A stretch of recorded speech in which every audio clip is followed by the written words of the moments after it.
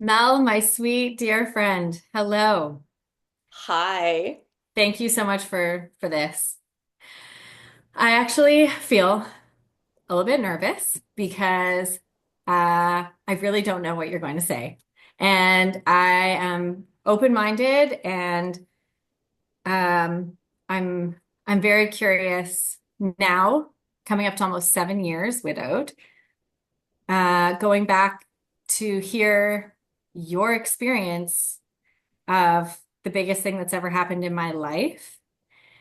You are such a dear close friend, absolute best friend since I was 10 and you would have been like 12. Yeah, We have so many memories, huge history, and I am going to ask you some stuff about your experience of witnessing someone going through being widowed at a young age. Um, and we'll just, yeah. amazing. I mean, we've talked about this so much, but I don't think we've ever done an in-depth sort of analysis. I've never actually asked you anything about what it was like for you. Yeah. I haven't. We've shared lots of thoughts over the years about the loss of him not being around. But I want to ask you, where were you and how did you even first find out that he was sick? I have no recollection of how that message would have gotten to you. Yes. It's kind of one of those things where the time kind of stopped and you think about these moments in your life. And I hate to compare it to something like September 11th or something like that that was so monumental, but it's something that I will never forget where I was. And I was at the cottage just north of Montreal with my whole family. We've gone there every summer. It was August-ish. Yeah. And the person who told me was my sister, our mutual amazing friend, and my sister Katie. So she's the one that said she saw some photo of the cancer David had. It was, I think you must have shared it because obviously, how would she have seen it? It was a very invasive close-up medical photo of the growth. I remember this. It was okay, so early August 2017, after his colonoscopy. Um, because it took them a really long time to even offer him one because he was so young, because he was 32. Um, and I was planning a trip to go away for a long weekend with Kate and a couple of our other friends. So I was in London, you were in like you were living in Toronto, Yeah. and I would have sent her the imaging that they gave us. Yes. Okay. So Wow. that's how the message came to us. And I was there with my mom and uncle who know you very well and my not yet husband. And we all just kind of stopped in our tracks. And like we were at the cottage, and we like it turned from naturally from like this vacation mode to this sort of like, what do we do mode? And we Sorry to interrupt, but like I wouldn't have been sending it yet, knowing it's cancer even yet. They described it as like a growth. We found, you know, a growth, a tumor, but I didn't actually know. I remember not actually hearing the words cancer for another like week or two. okay. So I'm wondering if you remember thinking, oh, he has like how you interpreted it. I think that right away after we saw the image, and like we had the wisdom of my uncle, who is very smart, and my mom worked in, communications PR all her life and has seen many, many unfortunate cases of cancer, not from a medical perspective, but just knowing kind of the direction. I think the vibe was very low in that we didn't have high confidence. And I remember looking up, like personally, going on my phone, going like, if this is like we like let's look up John Hopkins, let's like see what we can do. And I remember my uncle saying, let's just get him to like the US and send him to Massachusetts. So like huge. He was almost like very hands-on and it completely changed our outlook for the rest of the trip. And that was fine. But it was completely all that we talked about. It was really, it felt dire. It felt like something was really wrong. And I'll never forget it because you were pregnant. And I think in my mind, the memory goes back to even in June when you told us about your pregnancy. And I just had these two moments juxtaposed in my head of you sending that amazing pregnancy video to us. Do you remember? Mhm. And then finding out about this. And it kind of lives in my head together as those two things close together because it just the gravity and the weight of what was going to happen and just the feeling was really tough. And I remember being a little afraid to talk to you. It's like, should I call Jules? Like, we got to call Jules. And I don't think I talked to you for about 4 or 5 days after we saw the imaging. Mm. And then I think that's when you went to talk to the doctor and you got more details. You heard the C word and we were just like it began then, really, you know, that widowhood feeling for us supporting you. It just felt like, what do we say? You know, how do we reconcile this? You know, I'm concerned for you, your mental health. You're sitting in your room pregnant, talking to me on FaceTime, and I'll never forget. I have the image of you just looking out the window going, like, what? Like it was must have just been a shock. I mean, obviously, but it must have just you were in such shock that it was really hard to see and really hard to imagine what was coming. Wow. Do you remember much about how sort of the treatment and the illness and like we're just remembering there was sort of 8 months of deterioration through his treatment. And do you remember anything about what I was like?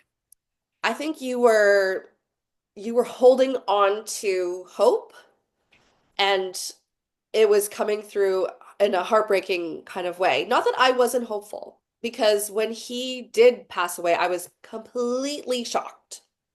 Like it completely floored all of us. So Because it I was think, sudden, it wasn't like a classic maybe cancer death because it was like an abrupt, like something went wrong and yes. ICU and like within a few days, like it absolutely wasn't like supposed to go that way. No. In Yeah. fact, I think I just remember having so many questions in the beginning because he had treatment, he had a stent, he had, you know, like we just kept asking, like, when are they going to remove it? What's the next step? Like, we just were constantly asking about the treatment and almost antsy, like, come on, like, they got to do it. They just got to get this done. Not you, the health system, like, not David and you, but like, why aren't the doctors like, this is it? Like, they got to get him in, like, send him in tomorrow, fly him to you know, some crazy hospital in the US in Cambridge and just get him down there and then we'll all go down there for 2 months and help him recover. So like there was just such a like a failure on my side uh, to think what it really could mean, which I think is also a protection mechanism. Like we had such hope. I remember coming again for your baby shower. That was the first time I saw David. What was that like to see him sick? So hard, so hard. But it also like I was scared. But once I was there in the room with him, we were sitting on the couch together. You know, he was exactly like his old self, talking the same way, like Mel's. I remember he said, I'm so sorry, because when I arrived, he was going through a very painful moment. And he would sit there with like a bit of like a blanket over his head. Like he'd sit there like with it kind of covering and he just sort of breathe. And it was like a painful moment. And I just saw how much pain he was in. You were with him the whole time. And it wasn't as scary seeing him finally in person and seeing him go through it as I was worried, right? Because I think I was also worried about what I would say. You know, is he going to be really uncomfortable with me there? But none of that happened. None of that ever was anything. And like as soon as I walked through the door, it was like Wow. we're Yeah. all of our friends are hanging there together. Hearing this from you is reminding me of these moments and scenes that I wouldn't have thought about otherwise, because I do remember that. And I do remember thinking it was lovely of him to be open to showing what was going on because he would have rough days where he just like absolutely didn't want to see anyone or be social or whatever, and he was in so much pain. But even in treatments at Guy's Cancer Center in London, like near London Bridge, where we went every other week, he was usually up for having people come sit and chat with him. And I thought it was really nice of him to let people in, like the fact that he did welcome visitors and he did show you that like it was rough, like he was just being in it, but Yes. allowing you to be there is something that he could have easily not wanted to do. Like I just took my cues from him because Yeah, I was also so new to all of it, as was he. Like we didn't true. know. So you're reminding me that yeah, it was quite beautiful at times actually to witness him talking to people and the way it almost like really softened him and he became very sentimental. He became very moved by, friendships and family and support and stuff. Like you're reminding me that he did let you guys come over and see him in that state, having been a guy, so, kind of a stereotypical, man's man, I guess, in a way, like not to Totally. like label him, but he was, suit and tie and work and go to the gym and the self-discipline and like, tidy. He was this organized, like logical banker type who could have had too much pride. Like, could have, but in a nice way. Yeah, he let like all his guards down. I know. I remember when you were doing his flushing The of his, pick line. yes. And he said, "Do you want to try Mel's?" Did he really? Wow. And it was such a real moment because, as you know, David's arms, when he was healthy, they were like the size of my thighs. Like he was just a muscle guy, worked out. Like he just had this fabulous physique. And when I saw him, no shirt, his arms were so thin, and yet he was still saying, like, come on, come on over here and try it. Like it just, oh, he just fabulous. But I think I said, oh no, I can't. Like I don't want to mess it up. And then Julesy, you got right into it. You said, this is how we do it.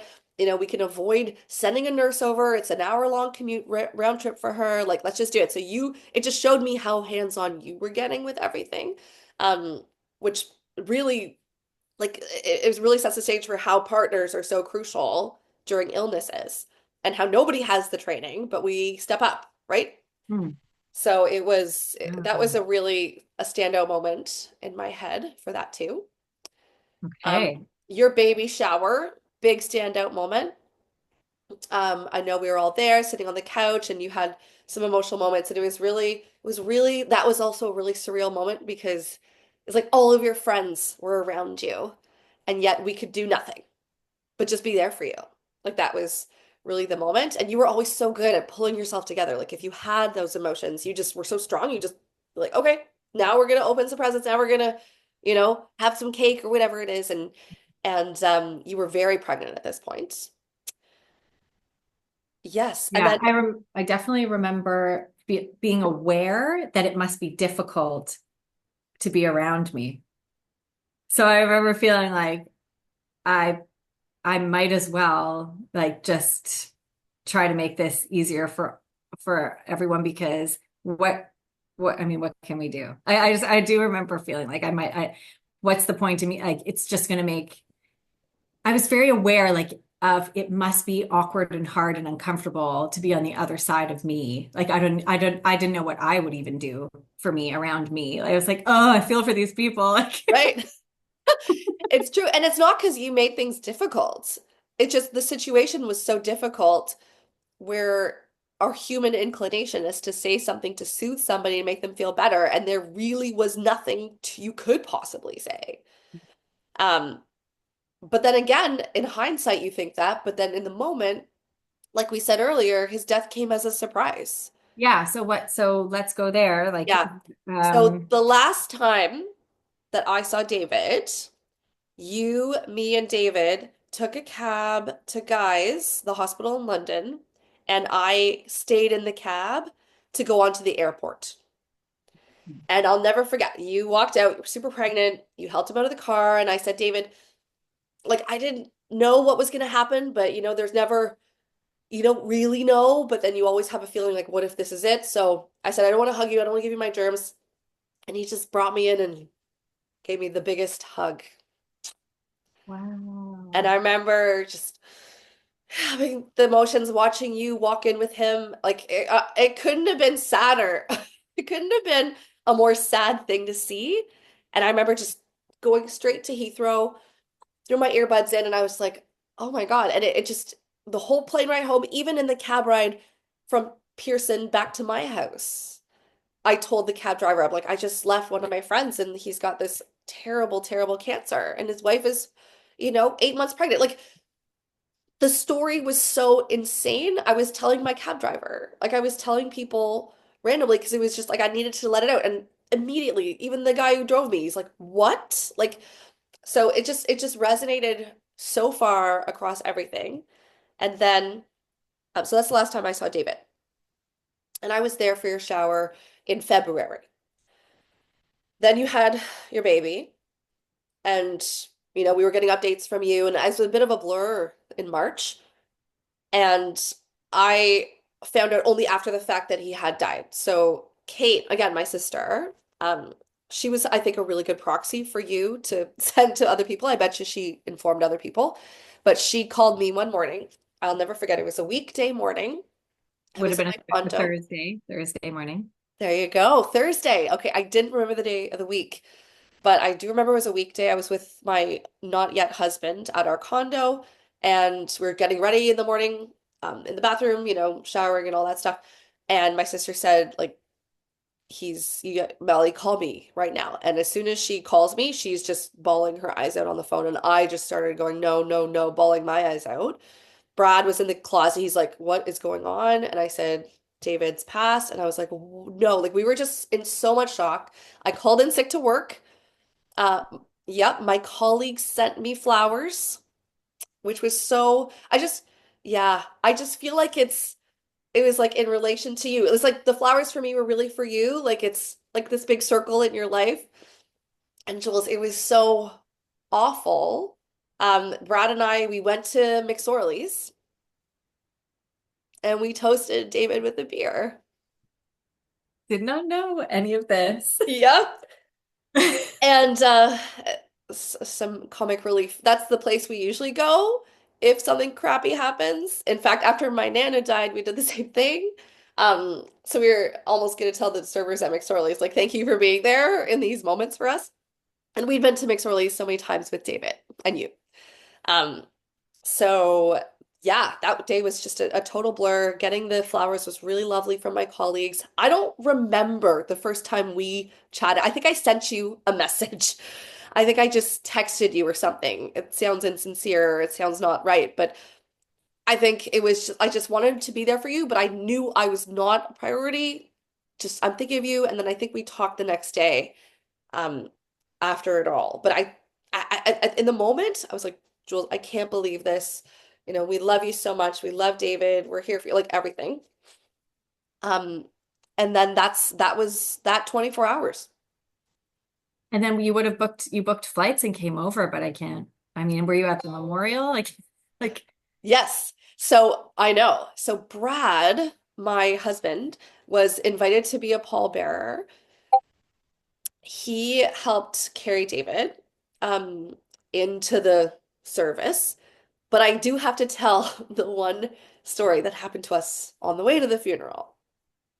I don't know if I've told you this before. And I feel like I never could have told you until much later because it would have been bad if we didn't work out. So me, our friend Rosalie, and my husband Brad all got in the same cab. I don't know why Casey wasn't with us, my sister. She probably was with a few other friends. And we got in this cab, Ubered, put in the destination for the funeral, and the cab driver started taking us there. And he took a wrong turn. Some of the roads in England, like some of the long, long highways, don't have exits all the time. Like we're used to that here in North America. So like once you miss your exit, you're kind of stuck for 10 minutes, like going to the next exit. So he said, I'm so sorry, I'm on the wrong side of the road, like the funeral home's over there. So he said, just stop the car. It was like we literally had 3 minutes to get there until Brad was a pallbearer. So we stopped the car. We pulled up at the median. Cars are whizzing by. We all got off on the passenger side, or I guess it would have been the driver's side because it's the reverse. And we hopped over the median in our black outfits. Brad is wearing his dress shoes. We ran across traffic when it was clear on the other side and then booked it down the highway towards the funeral home. And the funeral home was like right on the highway. It was a kind of a special location. Beautiful beyond like trees and everything, but it was really right there. And like I'll never forget, we were running. We're going, David, David would be watching us right now going, what are you guys doing? Like laughing. And Roser, yeah, we all were running along here. We finally got there, and Brad literally walked up to the casket and then put it on his shoulder and walked in. Like that's how close the time was. And I Wow. remember thinking, we can't tell Jules, she's gonna be stressed. Like there's no way we want to burden her with this silly like issue that Do we you have. remember what I was like when you got there or what I looked like or You anything about were very put together. You looked great. You had your outfit on, you had your hair tied back. You were smiling at everybody, but I could tell it was a blur. Um, everybody was crying their eyes out when the casket came in. Brad was crying as he carried it. Your brother, his friends, and Luca, my sister's husband, was.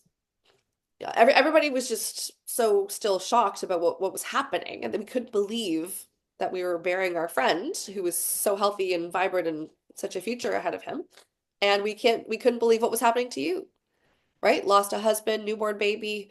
I remember thinking, I'm glad that the baby's being taken care of by somebody who you could just sort of not worry about at the time.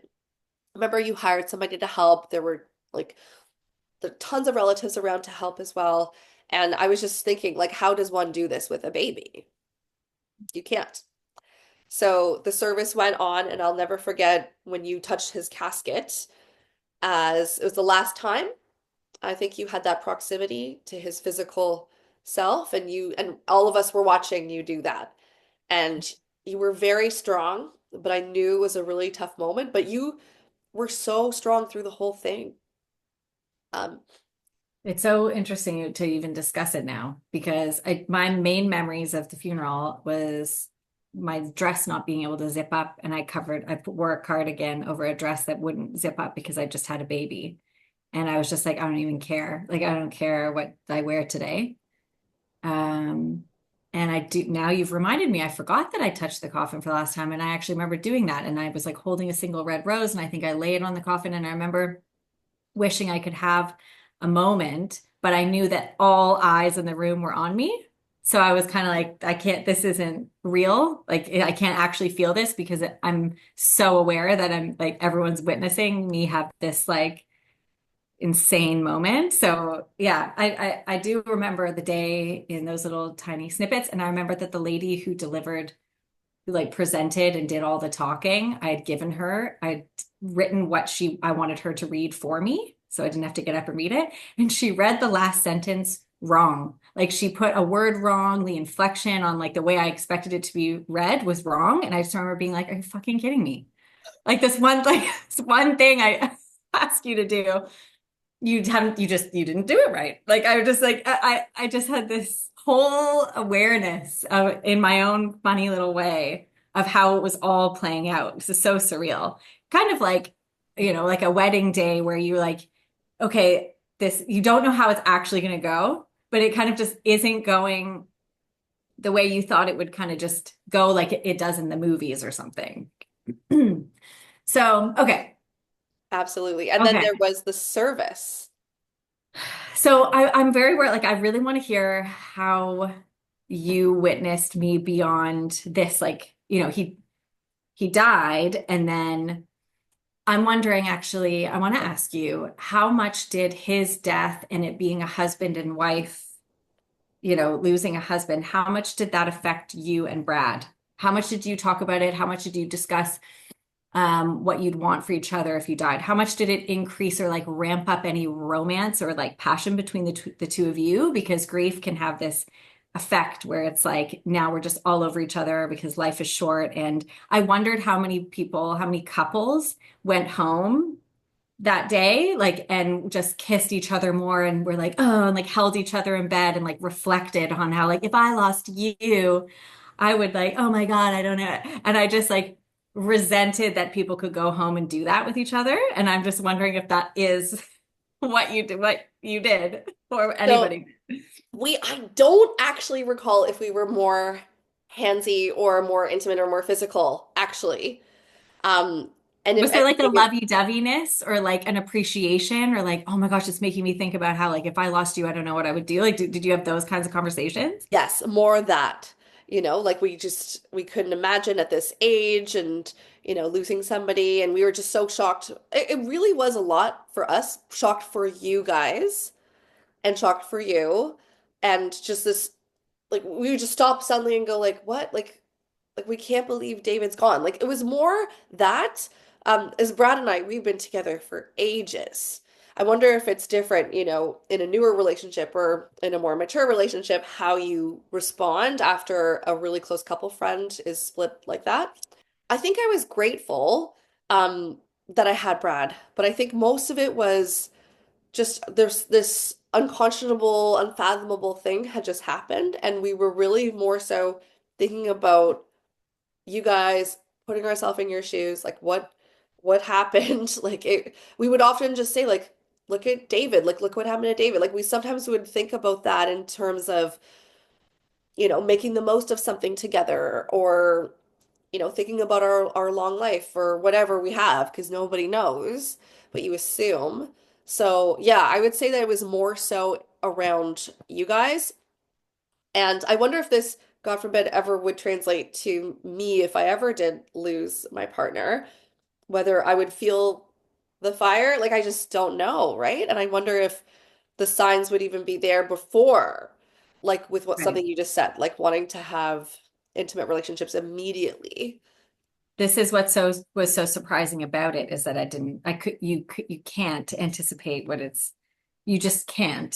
So I understand the ignorance in lots of areas of life where we don't understand what something is like and we like even try to and it's like well don't even worry about trying to because you would just do what you do and you would hope that no one would judge you but I would love you to tell me what you thought when you first heard I was any reference when did I first ever start talking openly about anything to do with Widow's Fire? Like, do you remember having like a reaction? Do you remember what I said? Do you remember how you began to follow along and like make sense of any of that as a friend? Yeah, it's a good question. I think when you did finally say this is the term, this is what's going on, I felt relieved for you. Because, we have talked about, like how soon after someone dies would you go out with somebody? And I just knew that you were probably going to be in a whirlwind for like a year or two. I remember you going to visit your brother. I remember, traveling. I remember hearing a few things about dating and whatever. And I'm the kind of person that's like, I don't understand, but I'm not gonna judge. Like there's no, that's just like I let people do. I think you and I are similar in that sense. Like let people do their thing. And I know we talked a lot. Like we always have our WhatsApp group with my sister as well, the three of us, and we're always sending voice notes and sending updates and we're just there. And I'm glad that we had that. And I think it was nice to just be able to check in on you and see how things are and but knowing kind of how helpless I was back here in Canada, unable to sort of be there for you all the time. Grateful that you had your circle there too. But I think once Widow's Fire kind of came to light, no pun intended, um, it felt like kind of the way you felt. Like I felt like, oh, that's what it is. Like that is the answer in a sense to what you've been asking. What's it been like when you just reflect on being friends for almost 7 years after David died and watching me navigate the like just dating. Like you've seen Yeah. me have a year-long relationship and it break up and another shorter relationship and it ended and you've probably listened to me like just so many times in voice notes updating you about some of the things I get up to and just I'm just so curious from the outside as a friend like it all traces back to the fact that this person we both knew died like sparked this all off. Also, no pun intended. Sparked it all off. So yeah, just any other thoughts on what it's been like for years to watch someone navigate romance or attempts at romance I think as a parent as well as a solo parent. right. Yes, as a solo parent and then soon I became a parent so I could, relate more to you. But I think you were always such a monogamist. So I never saw the side of you where you were dating, really, right? Like you were David for so long, as we were getting older. So it's almost like we went back in time to a time when maybe you were in high school and you wanted to date. So I was seeing like two kind of versions of you. I was seeing the mom version of you, and then the other version of you who just wanted to find love, wanted to find that precious thing that you had again. And I wanted that for you. I want that for you. So I was always interested to hear the stories. Like tell us what happened. Tell us more. And you're such a good storyteller too. So you would give us some really good details. Um, but yeah, I think like I witnessed such a transformation in you from then to now, and as we keep going, like it's really has been like you've been through a second life in a sense. And I've seen you choose some things and then choose other things, and again, like it's all part of that regrowth for you. It's so cool that we can make it through all sorts of things because if either one of us was overly opinionated about something or butted heads, like growing up, knowing you for like almost 30 years, 27, yeah, 30 almost.